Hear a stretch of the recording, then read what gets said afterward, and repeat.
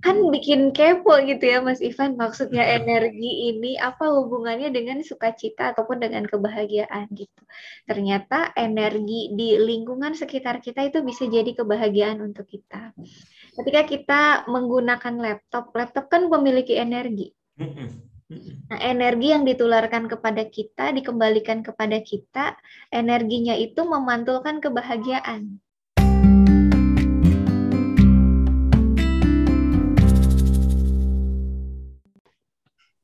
Oke, selamat datang rekan-rekan kembali di konten tentang buku dan kali ini kita kembali ngobrol buku. Seperti biasa, setiap minggunya kita akan ada topik, kita akan bahas, kita akan ngobrol-ngobrolin tentang buku, terutama kaitannya dengan buku pengembangan diri. Dan seperti biasa di edisi Ramadan kali ini, edisi Ramadan Produktif bersama dengan sahabat saya, Kak Ae. Boleh dong Kak Ae dicek dulu suaranya mic-nya apakah terdengar dengan jelas nih?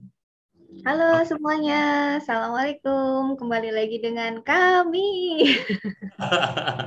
Alhamdulillah suaranya jelas. Ini kenapa bagi rekan-rekan yang belum tahu kenapa saya minta cek karena sekarang KAI suasananya lagi beda nih. Sekarang lagi di kampung halaman sehingga koneksinya dikhawatirkan timbul tenggelam ya KAI ya. Ya, Kampungnya di mana KAI? Bagi rekan-rekan mungkin yang penasaran nih KAI kampung halamannya dari mana nih? saya di Jawa Barat. Jawa Baratnya tetangganya Cirebon, Kak. Oh, tangga Cirebon itu apa ya? Banyak ya tangganya Cirebon kayaknya.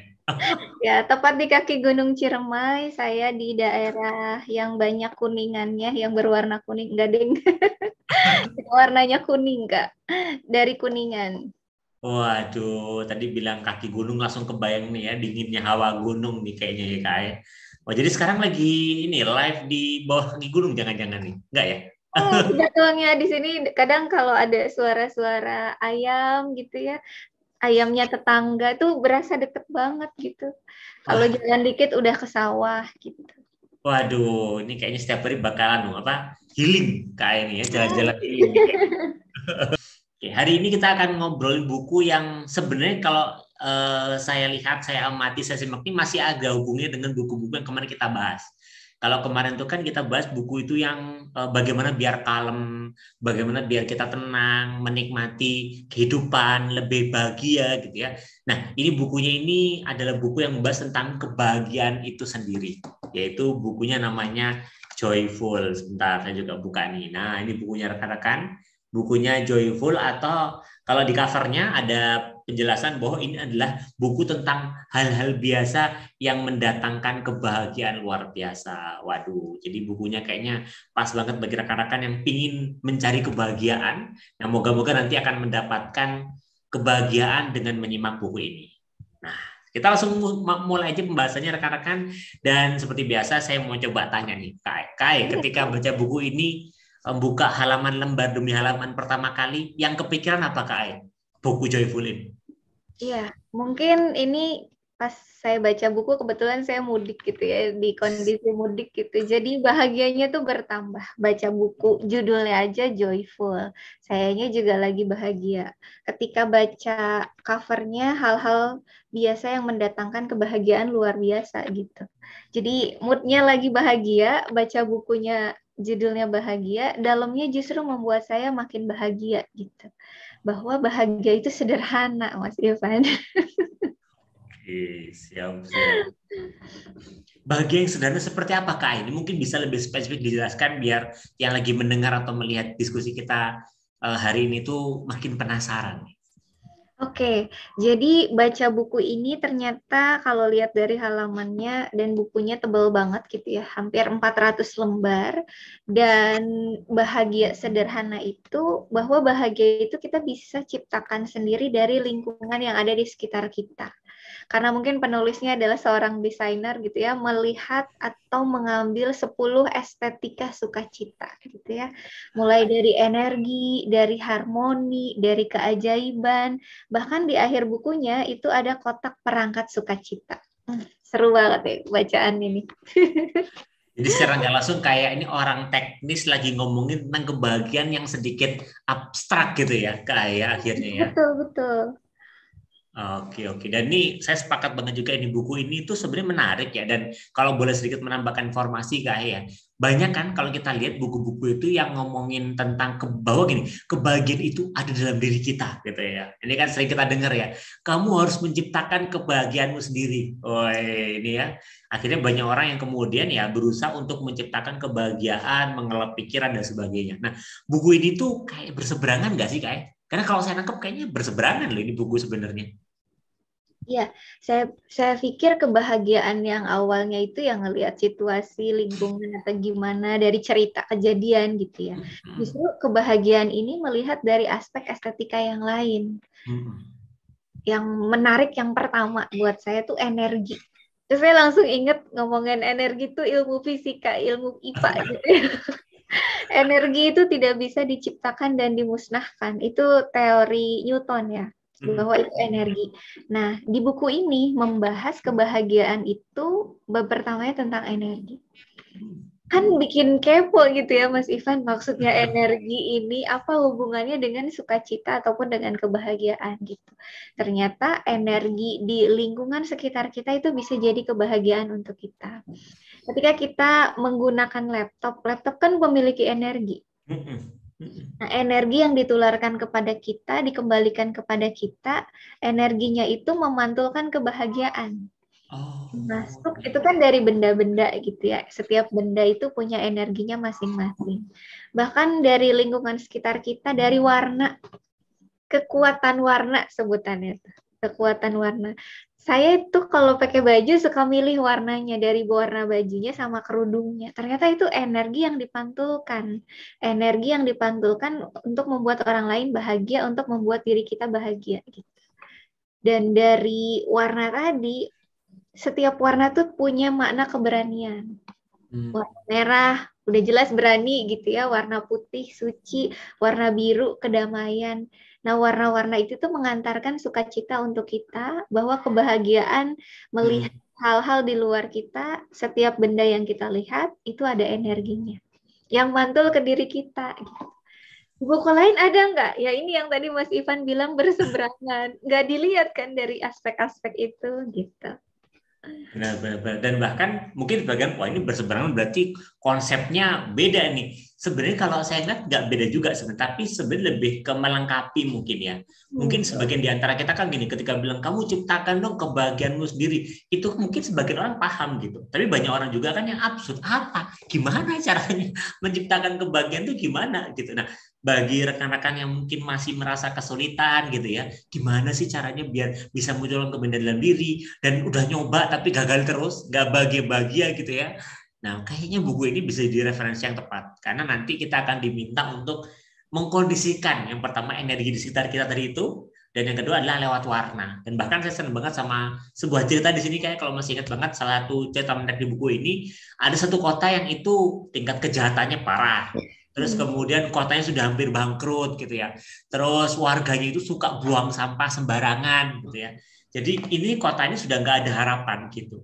Tapi apa yang dilakukan oleh wali kotanya atau pemimpin kotanya adalah dia mulai dengan menciptakan warna di kotanya. Kebetulan dia desainer gitu ya. Jadi ujung-ujung di setiap sudut kota itu akhirnya dirubah, dikasih warna-warna yang menarik. Yang itu akhirnya diikuti sama warganya, dan karena warnanya sekarang menarik gitu ya, happy, fun, akhirnya warga malas buang sampah sembarangan. Terus warga merasa lebih aman, kejahatan menurun karena warganya ngerasa aman dan sebagainya. Dan singkat cerita ternyata akhirnya kotanya bisa jadi menjadi kota yang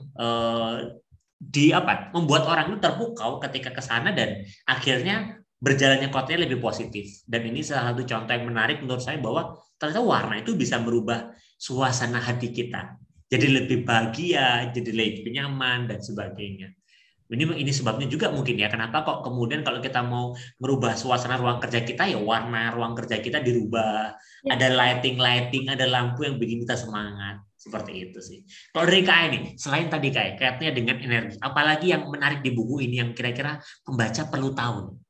Oke, kalau saya ngelihat selain energi, yang kedua tuh harmoni gitu ya, harmoni, keteraturan, kerapihan, kestabilan gitu. Jadi harmonisasi ya, bahwa dengan harmoni ini kita bisa jadi bahagia, melihat segala sesuatu yang teratur, melihat segala sesuatu yang berulang, tetapi berulang tuh bukan membosankan. Jadi kayak harmonisasinya itu, wah iya ya, dengan harmonisasi itu kita bisa bisa lebih bahagia juga gitu. Dan Hmm. dari harmonisasi kan kayak sebuah lagu ya Mas Ivan. Lagu itu kan udah ada do, re, mi, fa, sol, la, si, do-nya gitu ya, sudah Hmm. ada tangga nadanya. Nah, dengan nada yang berbeda kita bisa menjadikan sesuatu, menjadikan sebuah lagu. Lagu itu kan sebetulnya adalah irama, irama yang terstruktur menjadi harmonisasi gitu. Orang dengerin lagu jadi happy loh, dengerin lagu sesuai genre yang disuka gitu. Nah, harmonisasi ini tercipta karena adanya perbedaan, tetapi perbedaan itu dilakukan secara berulang menjadi sesuatu yang terstruktur gitu. Dan itu menambah sukacita untuk kita yang menikmatinya gitu. Oke, ini kayaknya bagi yang mungkin kamarnya suka berantakan, barang-barang pada terbang-terbang di mana, kayaknya perlu ini ya, fokus pada bagian harmoni ini. Karena di harmoni ini menceritakan memang sepakat gitu ya, karena kaitannya dengan bagaimana kita memastikan segala sesuatu itu punya struktur, punya tempat, sehingga kita perlu mengelola tempat itu, mengelola struktur sesuai dengan struktur tertentu sehingga estetikanya dapat. Dan estetika ini yang lagi-lagi munculkan energi-energi, akhirnya munculkan kebahagiaan. Wih, ini buku kayaknya paket komplit banget ya Kak, untuk misalkan bagaimana kita memilih energi untuk menciptakan energi untuk kebahagiaan, terus kemudian harmonisasi. Terus kalau boleh saya nambah dikit Kak, sebenarnya ada yang menarik lagi Kak di sini. Kalau saya itu kan suka yang kontroversial. Ya. Jadi di bagian kedua buku ini tuh juga ada lagi yang menarik, itu kaitannya dengan keberlimpahan. Nah, keberlimpahan. Jadi kenapa saya menarik, karena kalau di review buku juga saya pernah mereview buku namanya buku dari Marie Kondo, The Magic of Tidying Up. Jadi seni beberes. Kita membuang hal-hal yang tidak diperlukan sehingga kemudian kita bisa lebih happy karena kita melepaskan beban dalam tubuh kita. Tetapi di bagian itu ada yang kontradiksi lagi, yaitu di bagian keberlimpahan. Karena kalau kita membuang semua barang kita yang mungkin akan jadi kosong, tapi bisa jadi itu nggak muncul kebahagiaan, karena ternyata kebahagiaan kita juga muncul dari keberlimpahan. Kita suka dengan sesuatu yang banyak. Pas kecil ada permen banyak kita suka. Pada saat kemudian kita makin remaja kita melihat sesuatu yang berlimpah, itu kan kita kayak happy. Makanan yang apa? Yang all you can eat yang berlimpah pun kita jadi happy kan. Banyak orang yang suka makan all you can eat gitu ya. Ternyata itu memang salah satu hal yang itu menciptakan kebahagiaan, yaitu keberlimpahan. Dan memang ini jadi kayak berseberangan dengan, wah kalau Marie Kondo kan barang-barang harus dibuang gitu. Nah gimana dengan ini yang harus berlimpah malahan? Nah mungkin juga di sini dijelasin bahwa sebenarnya bukan bertolak belakang, tapi lagi-lagi menambah pemahaman bahwa kalau memang barang-barang yang kita miliki itu ternyata memang punya sisi memori tertentu, ya itu bisa jadi menciptakan kebahagiaan, ya it's okay, nggak apa-apa, nggak usah kemudian dibuang. Kalau kemudian barang-barang yang punya momen atau punya cerita kebahagiaan kita buang, ya malah jadinya kosong jadinya nanti kan akhirnya diri kita, dan akhirnya kita susah untuk mendapatkan kebahagiaan. Jadi kalau dari sesi tadi sih Kak, keberlimpahan. Oke, sekarang kembali ke Kak lagi nih, saya juga jadi penasaran. Kak, kira-kira kalau boleh kemudian dibayangin, kira-kira menurut Kak ini buku ini cocoknya buat siapa Kak? Oke, mungkin untuk orang yang mau bahagia dengan menciptakan di lingkungannya sendiri gitu ya. Bahagia di lingkungannya sendiri yang tadi sudah kita bahas itu kan yang pertama tentang energi. Ada harmoni. Kemudian Mas Ivan menambahkan tadi keberlimpahan gitu ya. Nah, siapa yang cocok baca ini? Yang mau bahagia melihat dengan situasi yang diciptakan di lingkungan kita sendiri. Nggak cuma melulu soal percintaan, nggak melulu soal kerjaan, nggak melulu itu sesuatu yang berupa materi, tetapi saya juga ngelihat nih unsur kebebasan Mas Ivan. Orang-orang yang senang kebebasan. Kebebasan itu kan alam terbuka gitu ya, sesuatu yang segar-segar. Yang mau bahagianya diciptakan di rumah itu bisa gitu, kayak nanam tanaman di rumah untuk orang-orang yang melihat kebahagiaan. Simple nanam tanaman yang hijau-hijau di rumah itu bisa jadi kebahagiaan loh gitu. Bahkan di rumah saya sekarang nih lagi mudik di kampung, om saya selama pandemi itu jadiin rumah area hijau. Karena kebahagiaannya itu kan saya nanya, Om, apa yang bikin Om bahagia? Yang bikin saya bahagia itu ngelihat tanaman tumbuh dengan subur, kemudian pagi dan sore disiram, segitu cintanya gitu. Sama tanaman yang dia tanemin dari kecil sampai sekarang udah berbunga gitu. Jadi siapa yang baca buku ini yang mau menemukan kebahagiaan dalam hidupnya yang diciptakan dari lingkungan sekitar. Gitu. Atau juga mungkin kalau saya boleh nambah dikit kayak mungkin juga bagi orang yang saat ini tuh apa ya, di tengah aktivitas saat ini gitu ya, sangat sibuk, sehingga kadang sibuk itu kan membuat segala sesuatu jadi hambar. Jadi kayak ya ngerjain gitu doang mah nggak ada tantangannya, nggak ada rutinitasnya, kok jadinya lalu sama jadi nggak happy lagi gitu. Bahkan saya sempat ada teman gitu ya yang memang kerja di Jakarta gitu dengan berbagai macam kerumitannya dan kerja di kantor yang cukup bagus. Ya dia itu suka makan gitu, suka makan. Tapi karena saking kerjanya banyak jadi kayak dan sering makan, akhirnya sesuatu yang sering dilakukan tuh adalah makan karena dia happy, lama kelamaan jadi hambar gitu rutinitas dia. Sesuatu yang awalnya membuat bahagia justru menjadi rutinitas yang bagi dia biasa-biasa aja. Nah bagi rekan-rekan yang sudah mulai menemukan apa ya, hambar, atau sudah mulai menemukan rasa-rasa di mana saya tuh kayaknya susah ya, kok bahagia saya tuh kayaknya absurd gitu, sehingga saya tuh nggak tahu harus seperti apa.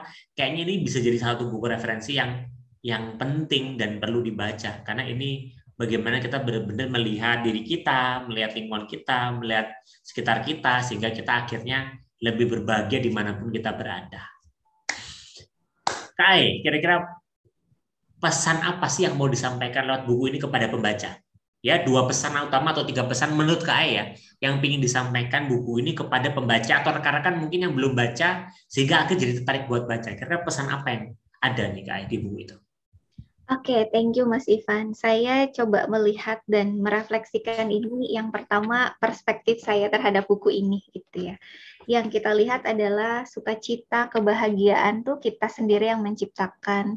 Pada akhirnya setelah baca buku ini, saya lebih mensyukuri apa yang saya miliki sekarang. Oh, ternyata bahagia itu sesederhana menikmati lingkungan kerja, menikmati suasana yang ada di rumah, melihat foto-foto yang ada di rumah, yang keteraturan yang saya susun gitu. Ya Allah, benar ya, ternyata menambah keimanan itu kita tuh perlu bersyukur atas apa yang kita miliki sekarang. Apapun itu, sekecil apapun itu, maka Allah akan menambahkan keberkahan gitu ya, menambahkan rezeki kalau kita menjadi manusia yang bersyukur.